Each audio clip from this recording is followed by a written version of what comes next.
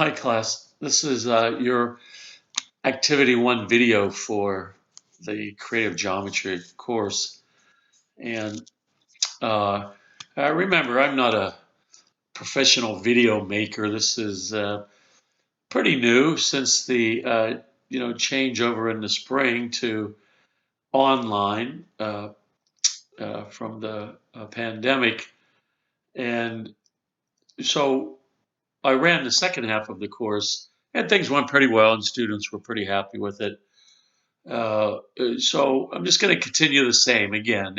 It's just kind of a very laid back. These videos, I'm going to just talk as if I would in the classroom, and hopefully you'll be able to just kind of relax and and ask questions and do the best you can throughout the course. And I think again it'll um, work out pretty well. Now this is the Canvas homepage. And we talked about in the orientation video here, how the course was going to be run and so on. And again, this is my instructor view. If I go to a student view, again, you just see something like this. So uh, assignments, grades, syllabus, we talked about, and so on. So you can look at these things and ask any questions at any time throughout the semester. But really our focus is getting started on the course information. And so Unit 1 deals with higher dimensions. And, we don't really believe that you're going to become experts in any of these topics after a few hours of instruction and a little bit of practice. It takes a long time, just like anything else that you do. And but we talk, nice overview. Don't get any real, complex details, and see how this ties into math and eventually into some art. So the again the higher dimensions, and I'm going to switch my over to because I need some other things, but I'm going to leave the student view, and here I'm going to pull up the activity.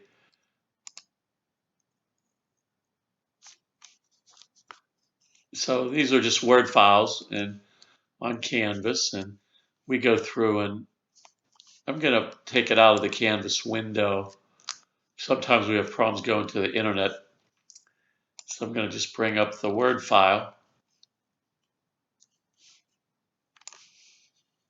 and bring it over here and see everything looks good. Make it a little bigger. Okay. So this is set up where you just kind of answer questions, and the idea is to learn about the higher dimensions. And again, general, look at a few things in specifics, but we're not trying to become experts on this. Just what is this all about, and where's it we come from, and why are we talking about this now? But it's very popular.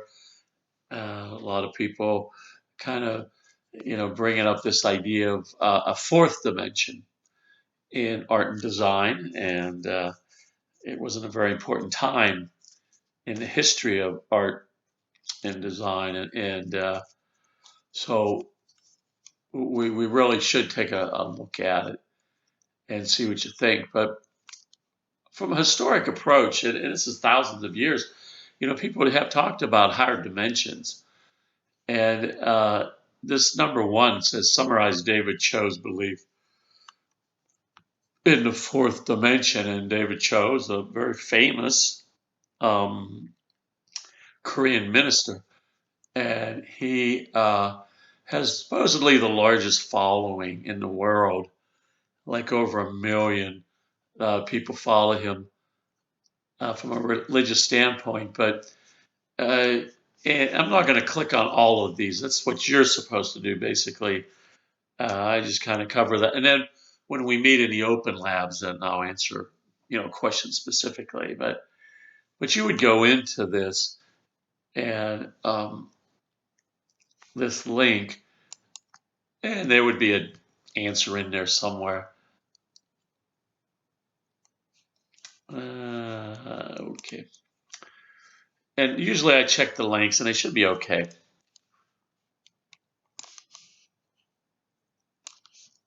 And here's this. It says The Fourth Dimension by Dr. David Yonggi Cho. Okay, so he writes a whole book about the fourth dimension.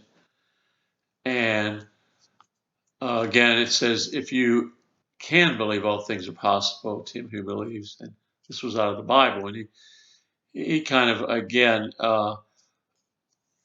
this is just very brief. And again, none of the assignments or questions usually require any lengthy work, sometimes. But if you read here, his beliefs Christianity, and he developed this idea of a spiritual being as the fourth dimension. And it says he ultimately demonstrates how this can, through faith and prayer, influence and affect change in the physical being, leading to personal growth and renewal and so on. Okay, so, why me? Here's the thing about the fourth dimension, living in a three-dimensional world. And so we start to get this idea of maybe it's something that we really don't see, but is there. And so those ideas have been around. All right, so that's like rough history for thousands of years. People believe that there was some kind of spiritual world that was beyond our visual understanding, but it did exist. So, and then that never went away. There's still a lot of people and that talk about the fourth dimension as some kind of inner self or being or some self-actualized level, and but they maybe wrote more into it. It's E.F. Schumacher's a more modern day writer and philosopher, and it says here a guide for the perplexed. He gives a recipe for finding something, this higher level. And he talks about the levels that exist in life. And he just a real brief overview. I kind of explain what I mean by that is that, like, if you have a rock contains certain things. It's made up of atoms and so on, and matter, and but yet there are things that are what we would say at a higher level or made up of the same things that a rock is made up of, but has something else to it or something higher that exists, like a tree. So a tree, you think about it, has made up of matter and so on, and it's kind of like a rock in a way, but there's definitely a difference between a rock and a tree because there's this life that exists. The tree kind of lives and grows, and so it's on a higher level. Okay, right? So we go from just this inanimate matter to life in animate matter, with this, and we see things like trees. And then we have another level above that because we talk about like animals, say a dog. And then you could say, well, yeah, I guess there is this higher level than trees because dogs have like this consciousness about them. They kind of understand and move around and do things. And so we would probably all agree that there's a definite level. There's life, which is the lower level, but also you take that and you add to it and create another higher level being. Okay. And, Schumacher goes on to say about how humans are higher than, because we don't only have consciousness, that humans have self awareness. So we were the only beings that, in existence that easy to show that we can think about what we're thinking about. And so um, he starts this idea of levels, and it kind of translates into this fourth dimension. So is it that no matter what we use to talk about higher dimensions, or first, second, third, or fourth dimension, that we need to be understanding that the fourth dimension needs to have all of the elements of the one that are underneath it, but then also something added to it in the same idea. And then, so a lot of people that have talked throughout history and all modern day, when you look at it, whether they specifically talk about it or not, they're really um, bringing forth this idea. So in this course, uh, what you are to do is eventually we got to think about project. And as we go through, we start thinking about, okay, my project's probably going to have levels to it.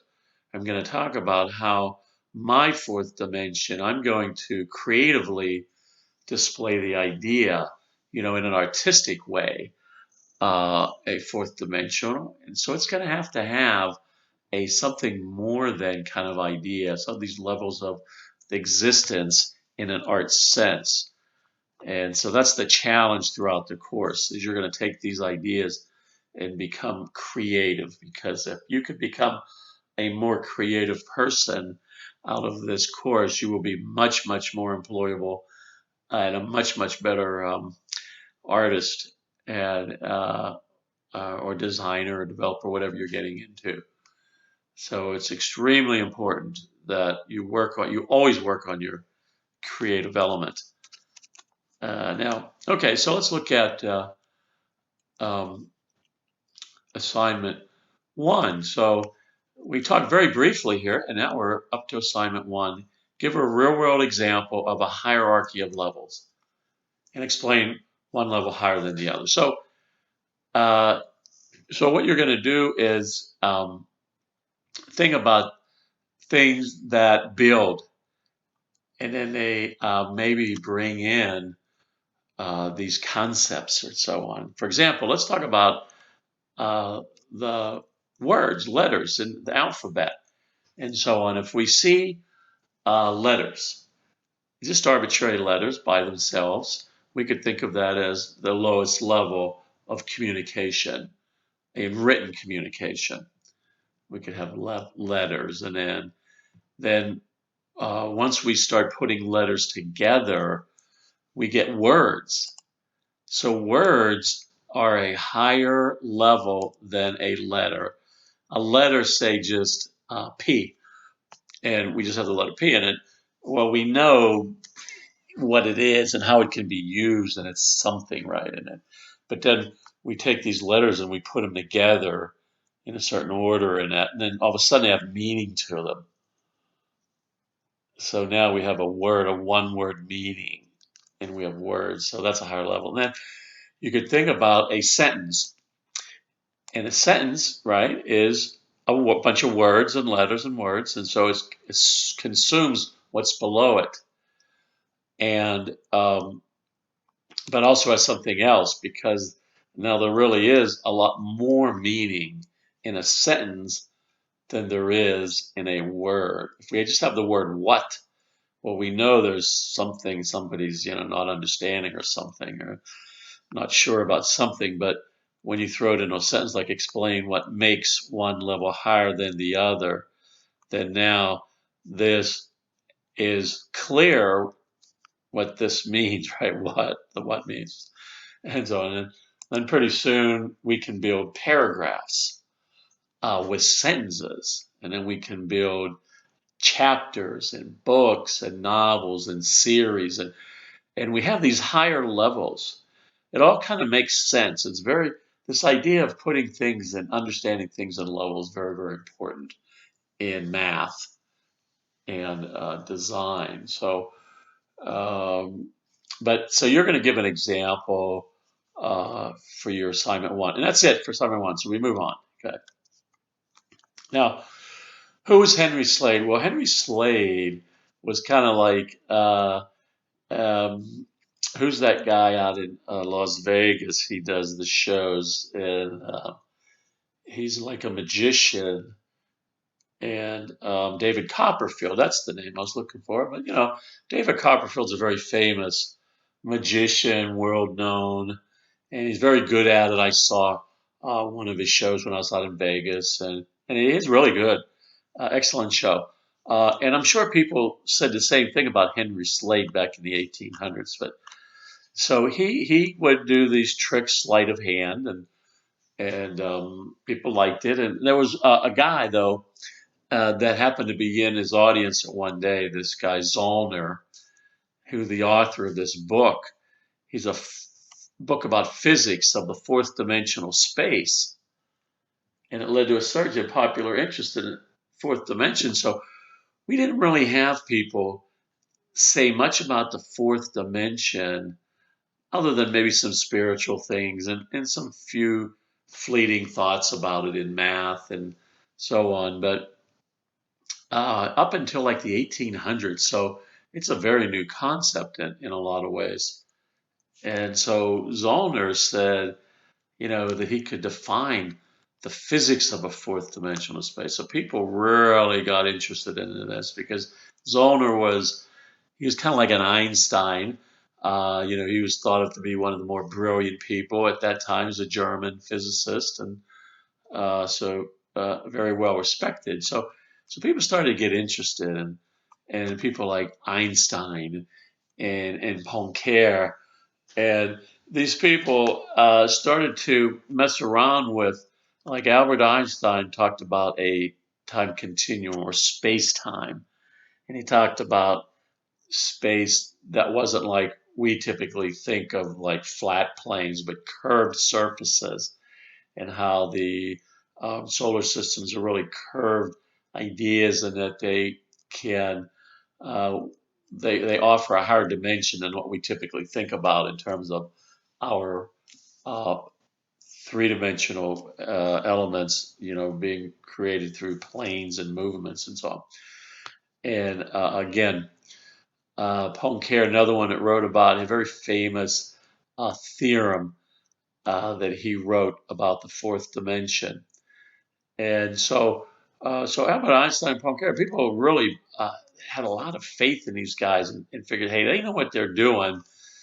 So a fourth dimension must exist. It's just very hard to understand. So this really opened up kind of a playground for the artist and said, well, there's really nothing we can do that's wrong.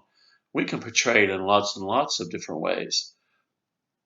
And um, what happened is in some artists like Picasso, he said, he threw away the idea of perspective, and he wanted to break away from the traditional three-dimensional reality that you would create in two-dimension, and said, okay, let's kind of get rid of the normal perspective in our drawings. And he wanted to explore this fourth dimensional issue on a two-dimensional surface, which was kind of an interesting viewpoint. So uh, he actually, got some criticism for these people. Some of his drawings, people thought he was a little bit, crazy, but actually he had a very brilliant idea, and I thought he was. There was a lot to what he had to say about the fourth dimension, and the fourth dimension again really started up this thought and new ideas, and very, very important time. Um, and I'm just going to jump to this link right here.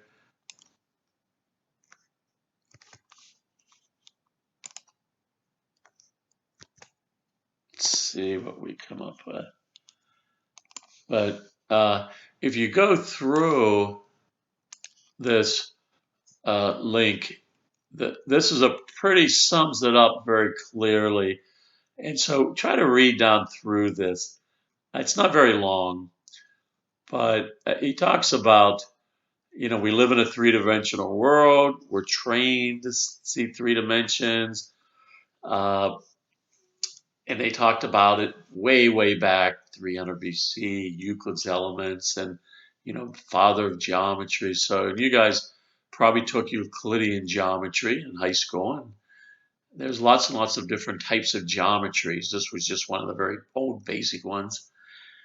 But it says here about physicists like Zollner and mathematicians like Poincare and Einstein postulated a fourth dimension, okay, refers to as time, dimension, along with length. Now, does everybody believe that? No. But again, it's an idea. It's one idea. Space and space-time continuum and so on. But this led to the early 20th century. But, the cubists, futurists, realists attempted to convey fourth dimension in their two-dimensional artwork.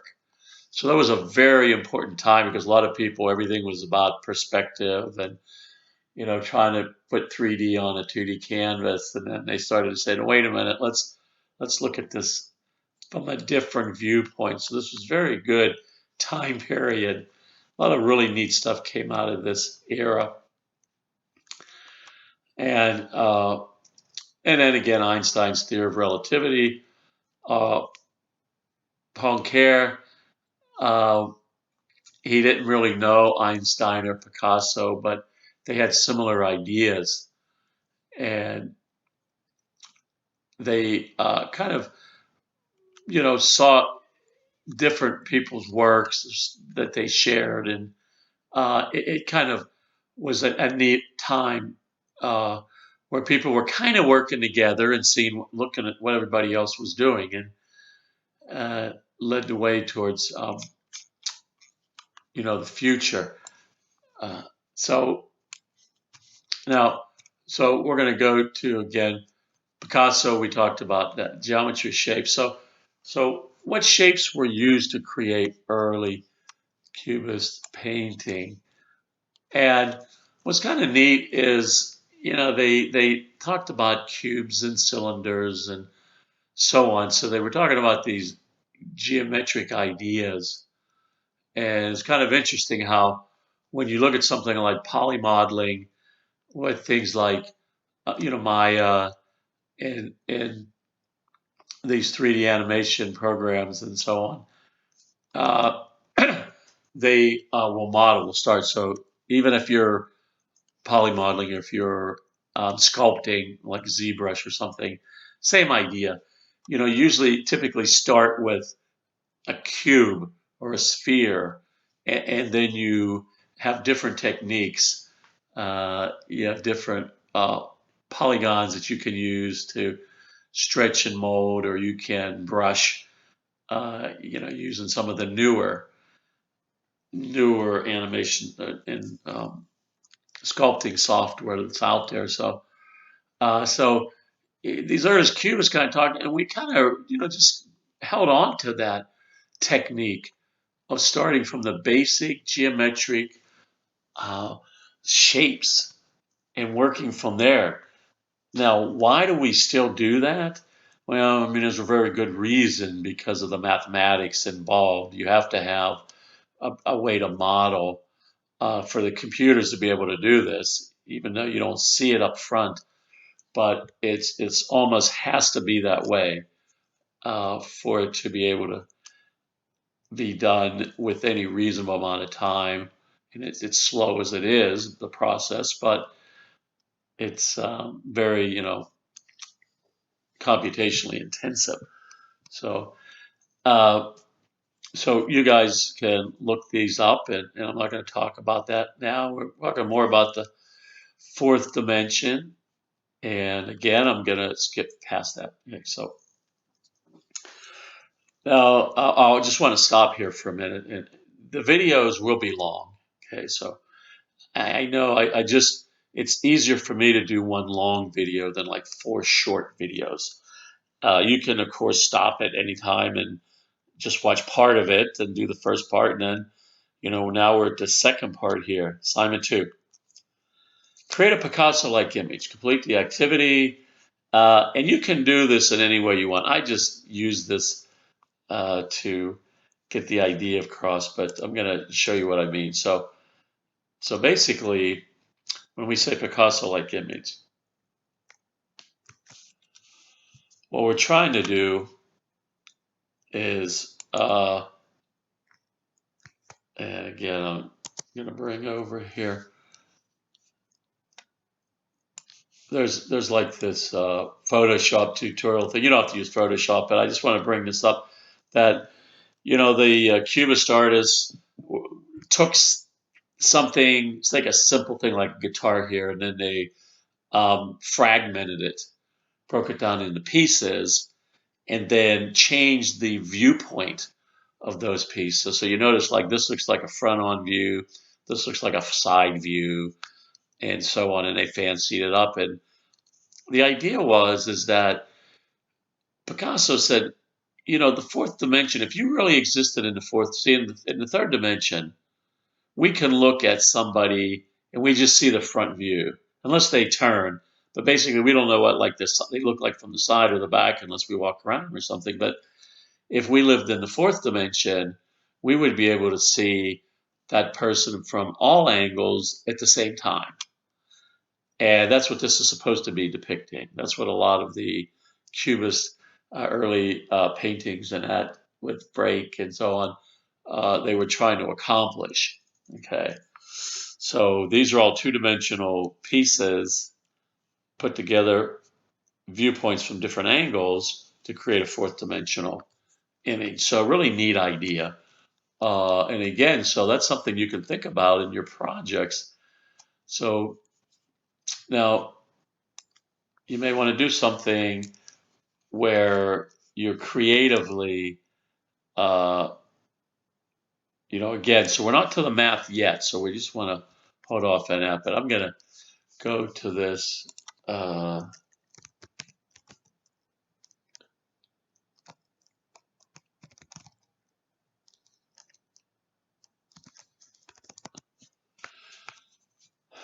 and see if I can get this.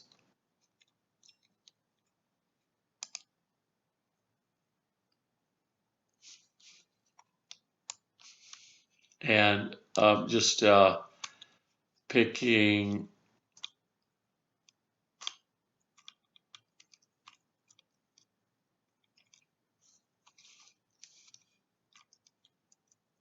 All right, let's pick this. Let's pick this. And again, okay, here we go. So let's say that you wanted to do a cubist type picture. So here's a 2D picture, and then you would cut a piece out so you could use Snagit or some kind of tool, zipping, a snipping tool or something. You take a piece of this, and then you would turn it. See, now I'm looking at it at a different angle. So I could now take another piece of this thing up here, or something, okay, and cut it out. And I'm going to save that, put it on, and I'm going to turn it a little more, cut piece out, turn it right, turn it, cut a piece out or something. So I'm taking two-dimensional pictures, little pieces from different angles. I'm going to put them all together at the end, and I'm going to have a cubist-like type of painting, a fourth dimensional painting. So really neat idea. So that's something that'll be easy to do for assignment too. So again, most of these assignment things, 5-10 minutes, and that's about it. All right. So what art movement grew from Cubism? Futurism, different things. You can read these.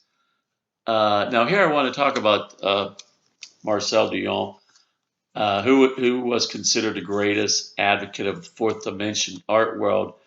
But so Marcel Duchamp, he talked about the fourth dimension,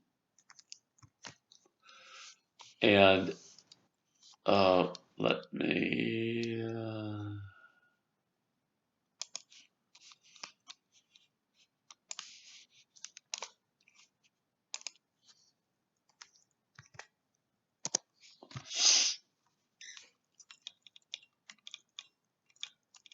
Okay. And he was a little bit different. He's a little bit different than Picasso. And I think he had a great idea. You know, in geometry, we talk about um, points and lines and planes and cubes and so on. And so, if you notice, here is a famous painting of his nude descending a staircase. And um, this is a fourth dimensional painting. Okay. Now, it's the whole thing. Okay. It's this whole thing that was created by this person walking down the stairs. Okay. The staircase. And how do we get that from? Okay. So let me get to this board here for a minute. So, and again, this is a little bit tough to write on sometimes, but in geometry, you learned dimension. So, uh, well, how many dimensions is a point? Okay, okay, point is, and it says dimension, so is 0 dimensions. Okay, and then you have a line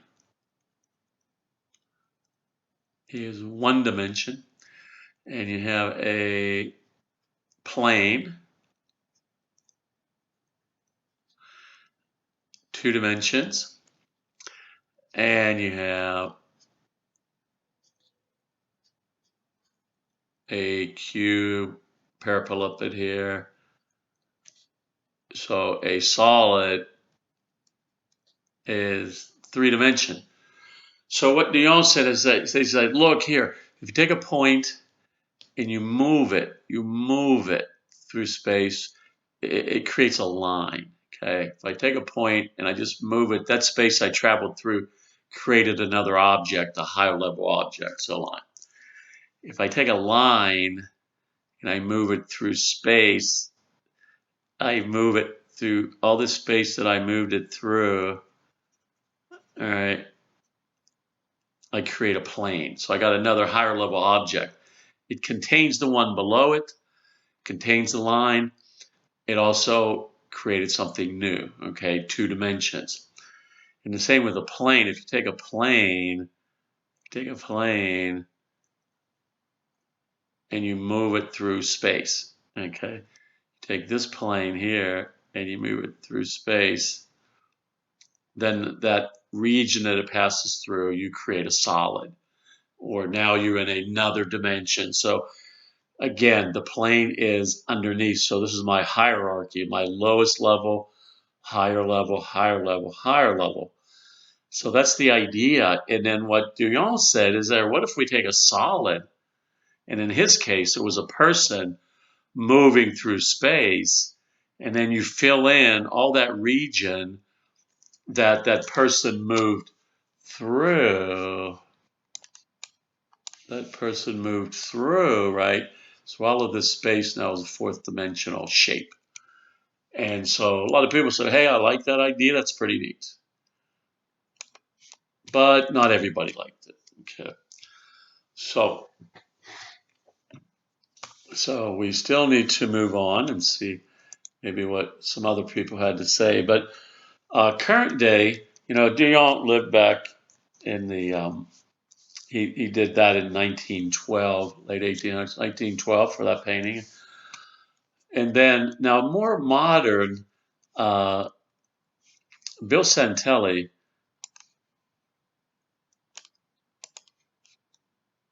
Let me just see. Can I click on these? Let's speed up the process. All right, whatever. Okay.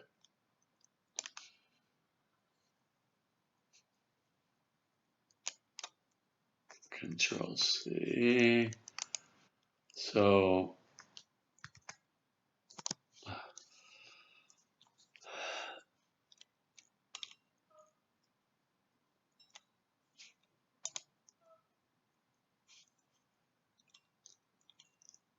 and I'm going to move this over.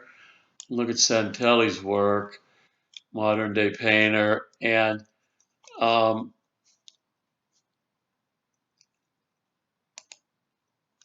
his website has been updated here. So I am, there we go, abstract geometric. Let's see what we got here. Here we go. Let me pick any of these, but let's look at this one, probably a little finding what I wasn't looking for. But Santelli, he believes in higher dimensions.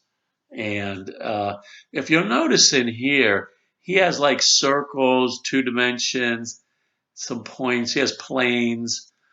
Then he has spheres. And then Santelli, Duyon talked about movement. When you take these 3 dimensional objects and when you move them through space, then you have this idea of a fourth dimension. But he also had a fifth dimension. And he said, oh, color. See all the colors in here. To him, color was another dimension. Well, that started a lot of people thinking, but a little bit. So now you got to start thinking to yourself, what do you believe about the fourth dimension? We had the spirit, we had the Cubist idea, now the Duyon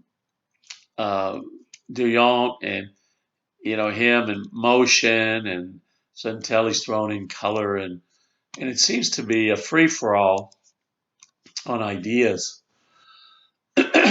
on the fourth dimension. So one thing to remember is that there's a lot of different thought out there about higher dimensions. And let's look at this. How is office space used to create fourth dimension? So, uh, you know, this is another neat idea. I'm going to take a quick, just open this up very quickly.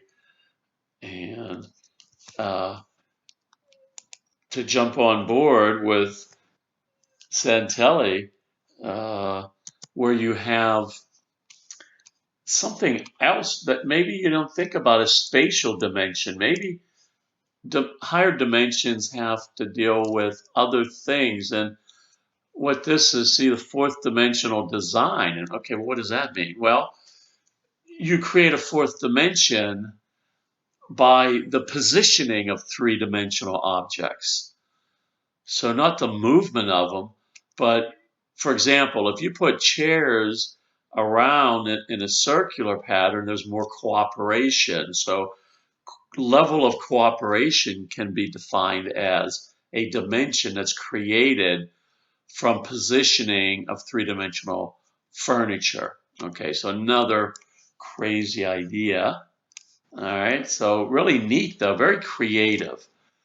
And as you go through in art and design, you see a lot of this stuff out there, whether you're in game design or anything. I see, people creating greeting cards that are called fourth dimension because they add smell or music. And you need to understand that these people, what they're thinking about when if you're going to work with them or design for them or so on, you have to understand how are they using the fourth dimension? Fourth dimension furniture, negative space, Bruce Erdman. Bruce Shapiro does his own idea. You can look at that. These are just all ideas. So assignment 3, create an image that has 3 geometrical dimensions with an added non-geometrical dimension. Explain how non-geometrical ideas can be seen as a fourth dimension. And so again, this I just want to quickly show you, but what you need to do, this is one of my favorite pieces, and maybe one day I'll get one, but this is a fourth dimensional coffee table.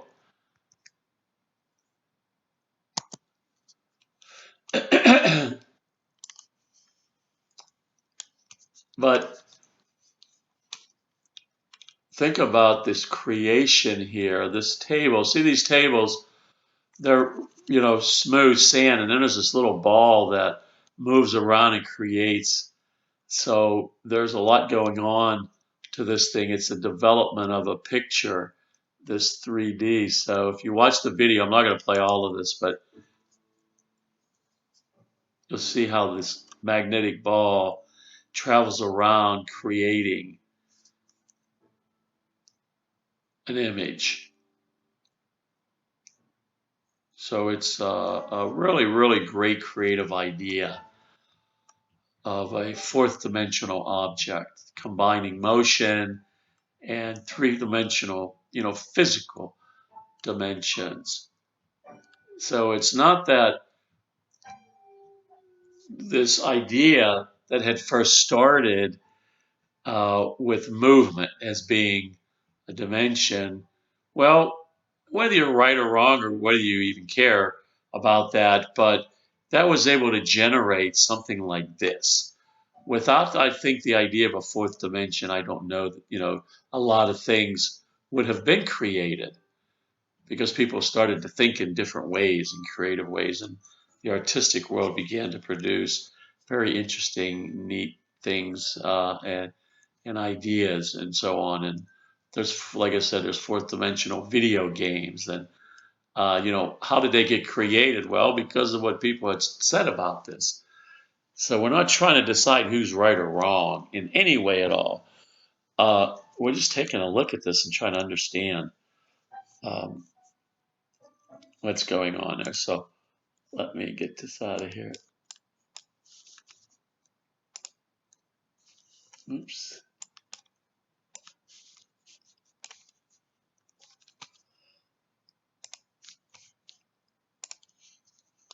All right. So you're going to go ahead and come up with an idea.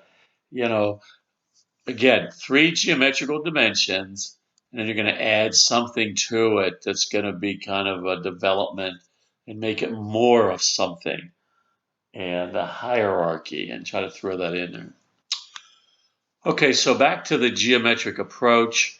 We talked about the point and line and plane and so on. And, geometry is a very broad field. It's a very extremely broad field. And I have here list 6 different types of geometries, but there's at least 20 different types of real geometries, all different from each other, umbrellaed under this gigantic field of mathematics.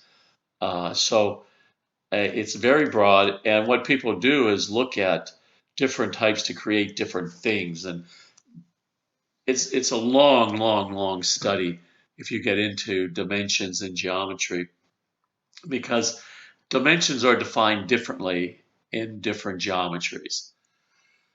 So, what we traditionally think of as our rules for Euclidean geometry, a lot of those rules don't exist, or there are different rules. When you talk about topological geometry or combinatorial geometry or Finsler's geometry, and so on and so on. So, but one of those geometries um, had to deal with perspective. So, artists probably should study a little bit of projective geometry. And that's what kind of goes here. But projective geometry is very difficult, because one thing that the artists need to know is that perspective, of course, we're trying to draw something in 2D that looks like there's some third dimension in there. But perspective is I'm not going to say wrong. It's just a way that people agreed upon. 1 point, 2 point, 3 point, perspectives. Uh, are they mathematically? No. Okay. And if you study projective geometry, you'll find out that there's a lot of kind of strange axioms, because if they weren't in there, it wouldn't work. And so it's probably one of the more confusing ones, but perspective works because everybody uses the same kind of basic ideas in drawing and so on. But the reality of it is, you should be using, math math-based models to create images and not perspective, if you want to do it right. And again, I'm not saying it's wrong because you can do anything you want and nobody can argue with you on visuals. But in terms of moving forward into the scientific fields, if you ever want to work with, high level things like, brain imaging or things like that, then you've got to learn the math based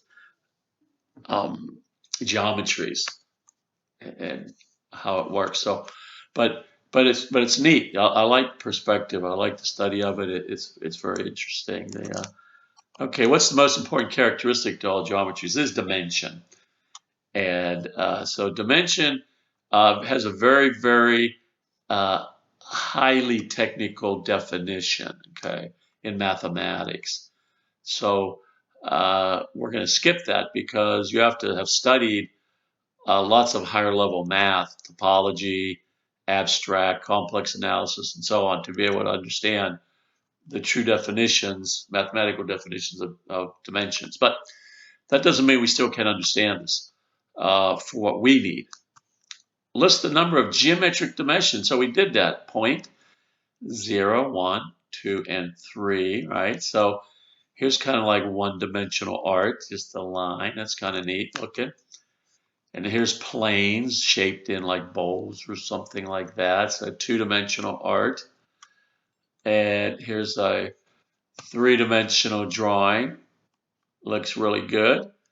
Looks like there's some thickness in that, like there's a real snake sitting right there, right? That's a great drawing. And then four-dimensional. So what do we mean by fourth-dimensional drawing? Well, when you look at it in terms of like an animation or a movie or something, we talk about vectors. We try to relate it to vector analysis and relate the three geometric dimensions to a motion vector. And they call that the fourth dimension. So when you hear about fourth dimensions in motion design and so on, it kind of goes back to something that Dulong was indicating, but not really exactly what he was getting at. It was more like Bill Santelli and what Santelli was kind of getting at. And people like Einstein's theory and so on ties in a little bit that it's something that's created from the three other dimensions that exist, around it. So it's kind of neat. And let's look at this. Now, there's a 4D art museum. This is kind of a neat link. You can go and take a look at a lot of people's ideas. But let's look at the math approach. Okay. So George Riemann, and Riemann was one of the most famous mathematicians of all time. He really was one of the developers of calculus. Calculus is really the foundations of higher level mathematics. And Bernoulli and Riemann and a few other guys, had this idea of dimensions and from an analytic approach. So you can take calculus with what they call analytic geometry, and there's a lot of neat rules, but there's some other rules that are not in Euclidean geometry that help take it to a higher level. Okay, and so Riemann talked about higher dimensions, and in fact, he wrote some theorems about the fourth dimension and so on. And then a lot of people couldn't understand Riemann, and so he of course got older and he wasn't around anymore. And then he had some theorems that needed proven, and nobody could do it. So a lot of people tried over the world to prove these theorems by Riemann, but there was a guy. He was not a mathematician, though. It's a really neat study. But this Grigori Perelman, he solved one of the math's greatest mysteries, and the fourth dimension. The fourth dimension is still one of the greatest mysteries that exist in mathematics. And so in dimensions in math, we want to just kind of say, how does the mathematician, here's our typical analytic three-dimensional shape where we have the x, y, and z axes, where's that fourth dimension come from, right? So let's take a look at, let's just go back down here for a minute. I'm going to go back to my thing here that we had here, and I'm going to just draw off to the side here. So a point has how many vertices?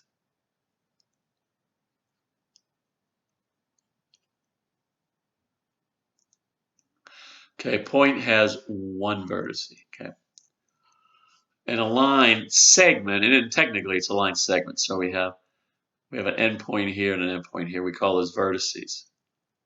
So 1, 2, 2 vertices.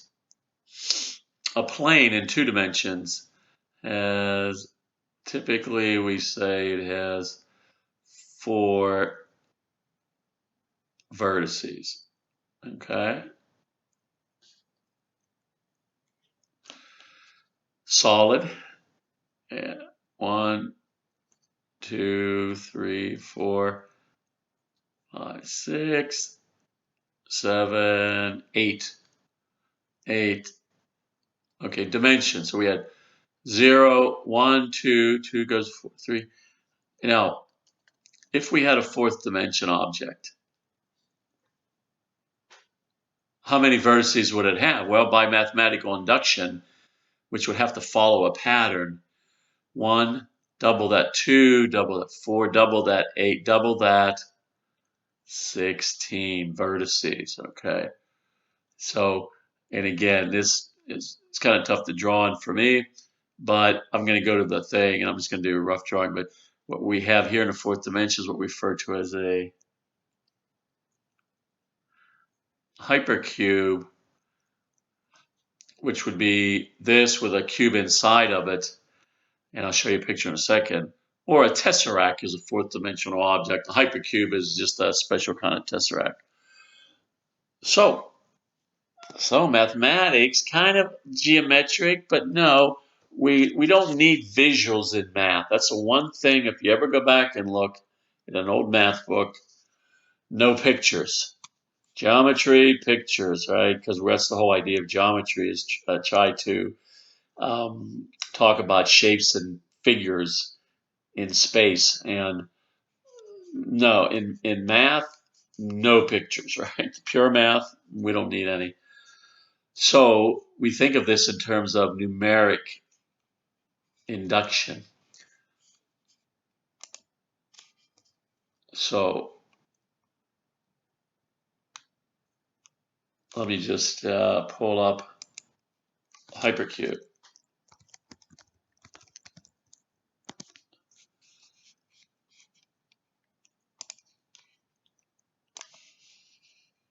And here we see, this is typically, see, it says tesseract or hypercube. So you see the cube outside, and then there's a cube inside, and then it's connected. So this thing has 16.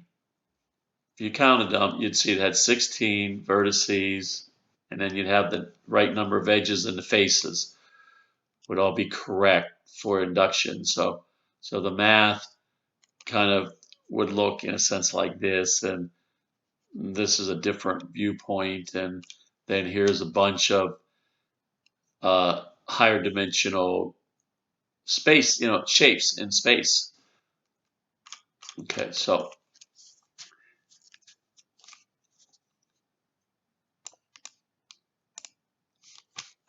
all right. Quaternion is a point in 4 space, okay? A point in 4 space. And so how are quaternions used to display computer graphics? So we define all the points in the plane. When you look at a monitor or things like that, like using computer graphics, each point is defined by a three-dimensional number. It's a triplet, but it also has a vector, a motion vector attached to it for the fourth identifier. And it depends on what you're working with on how those are set up, but that's a quaternion, right? So, and then so the end here, and remember, we're always thinking about the project as you go through this whole thing. And we talked a lot about this and different ideas. And if you look through, you'll get some more modern day ideas. Here's a bunch of them I went to. More examples of 4D math concepts that I pulled up. Like a 4D, let's just do one of these. And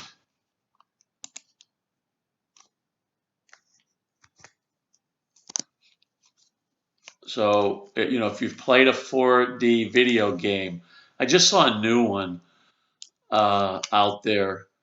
But this one, I'm just going to play this for a few minutes.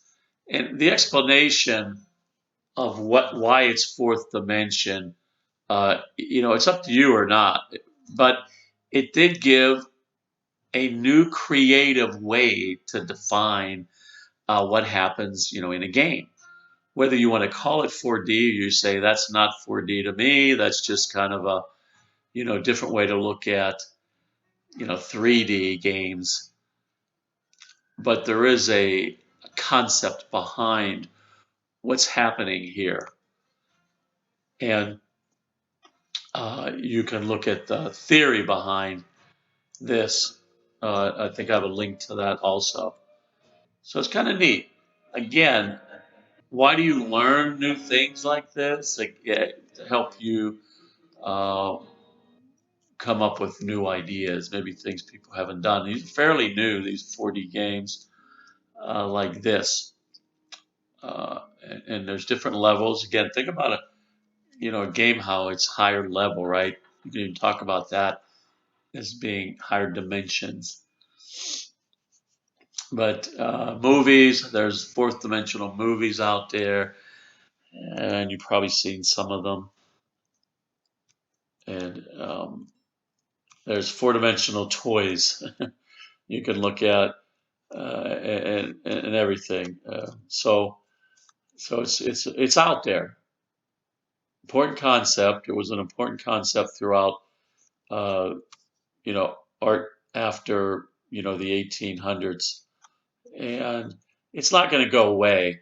I think that each little world will maybe have its own ideas, like the math world has its way to look at it, and nobody's going to change their ideas. And the geometers look at it a different way, and the artists, like taking and playing around and helping them, create new things, interesting designs, and so on. So assignment 4, draw a real-world fourth-dimensional object based on math or geometric approach. Explain why your object would be considered 4D. That's, again, there's no right or wrong here. It's just up to you. Take whatever we talked about and see if you can come up with something new and creative, or build on something that exists, throughout all this we talked about. And that's typically how the activities go. And this one is, again, it's very creative, not very specific mathematically. We saw the hypercube. That's something different. And we thought about it in different ways. And it's just to, get us off to a good start. Then we become a little more mathematical as we go, more specific about things and so on. So I'm going to go ahead and stop the video, and then you'll have a chance we can talk about this in the times we meet online. Okay.